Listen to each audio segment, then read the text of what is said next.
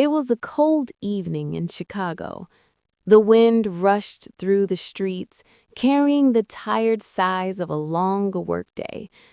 Daniel sat alone at the bus stop, staring at the glowing city lights. His hands were rough from years of construction work, and his jacket had seen better days. But tonight felt different.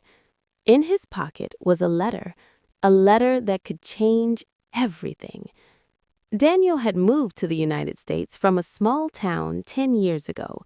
Back then, he had dreams, big ones.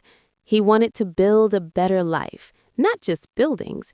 He wanted to make his parents proud. He wanted to prove to himself that he could become someone. But life doesn't always follow the script. His English wasn't strong when he arrived. People spoke fast, too fast. He nodded often, pretending he understood. He worked harder than anyone else just to make up for the words he didn't know. There were nights he cried quietly in his tiny apartment, not because the work was hard, but because the silence was.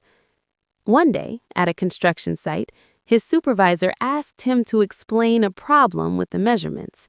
Daniel knew the answer. He understood the mistake. But the words, they wouldn't come out properly. The supervisor frowned. "Daniel, you need to improve your communication." That sentence stayed with him, not as an insult, but as a turning point. That same week, Daniel walked into a small community library. He saw a sign, "Free English conversation classes, every Wednesday night." He almost walked away. He was tired, embarrassed, nervous, but something inside him whispered, "Try." So he did. The first class was uncomfortable. His accent felt heavy. His sentences felt broken. But the teacher, Mrs. Thompson, smiled warmly. "Your English doesn't need to be perfect," she said. "It just needs to be brave." That night, Daniel went home feeling lighter than he had in years. He started practicing every day, on the bus, at work, in front of the mirror.